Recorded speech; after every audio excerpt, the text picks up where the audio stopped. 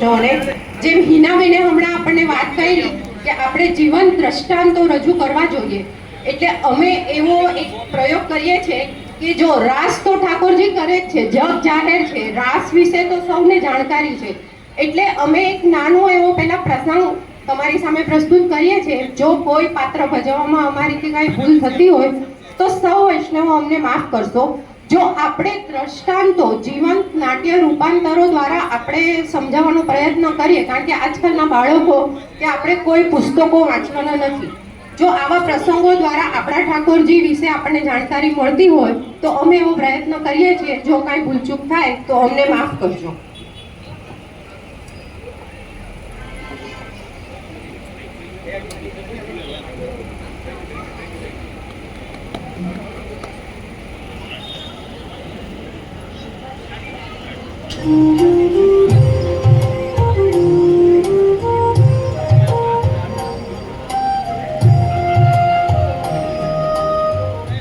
શ્રી યમુના મહારાણી એટલા કૃપાળુ છે કે એક સમયે તેમણે સ્વયં પ્રભુને રોકી લીધા હતા.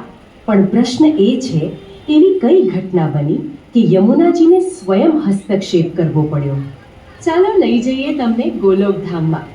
ગોલોકધામમાં એકવાર પ્રભુ શ્રી કૃષ્ણ પોતાના નિજ પરિકરો સાથે દિવ્ય રાસ કરી રહ્યા હતા. પણ અચાનક રાસ કરતા કરતા શ્રી રાધાજીની દૃષ્ટિ પ્રભુ પર ગઈ. તેમણે જોયું પ્રભુનું મુખમંડળ ઉદાસ થઈ ગયું છે, નેત્રો ભરાઈ આવ્યા છે, જાણે કોઈ ગાઢ વિરહ હૃદયને ચીરી રહ્યો હોય. થોડા જ ક્ષણોમાં પ્રભુ ભૂમિ પર બેસી ગયા અને જેમ કોઈ બાળક ધ્રુસકે ને ધ્રુસકે રડે એમ પ્રભુ રુદન કરવા લાગ્યા.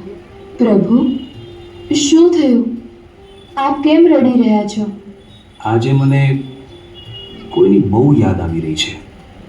કોની યાદ પ્રભુ?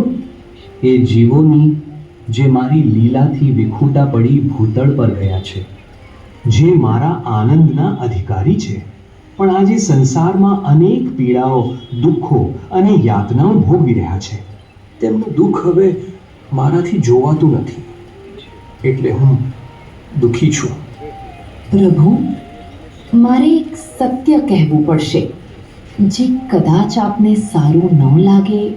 જે જીવોને યાદ કરીને આપ રડી રહ્યા છો તે આપને ભૂલી ચૂક્યા છે. તેમણે પોતાનું મન સંસારમાં લગાવી દીધું છે. આ સાંભળતા જ પ્રભુનું હૃદય વધુ દ્રવિત થઈ ગયું.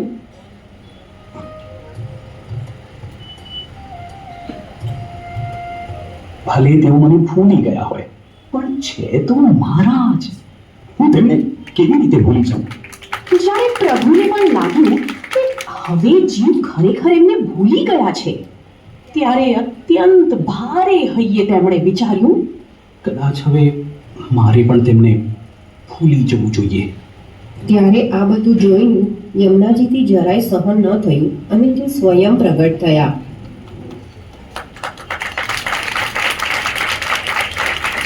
પ્રભુ, જો જીવ આપને ભૂલી ગયા હોય તો પણ જ્યાં સુધી આપ તેમને યાદ કરો છો ત્યાં સુધી તેમનું કલ્યાણ શક્ય છે. પણ જો આપ પણ તેમને ભૂલી જશો તો ડૂબતા એ જીવોને બચાવશે કોણ?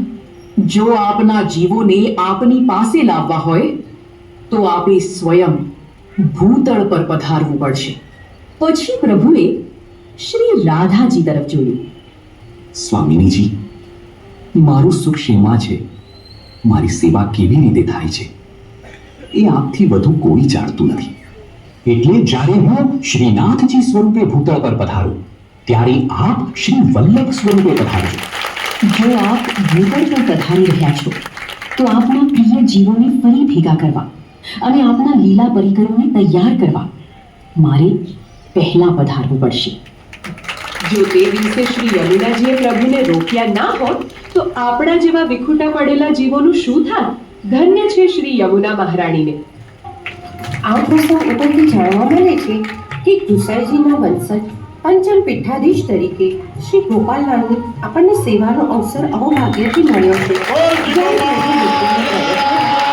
કહેવાય છે, સાહેબજી રે ગોકુલ ગામને ગોંદ રે સાહેબ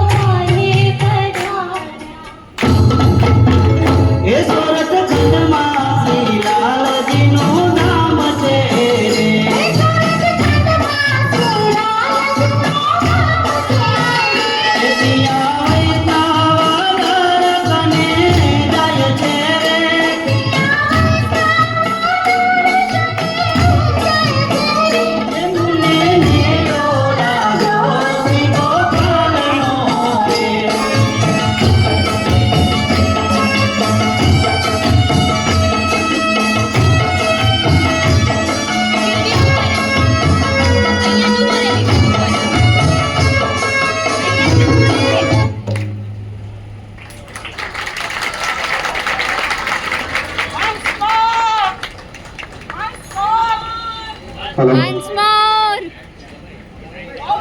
ખૂબ ખૂબ સરસ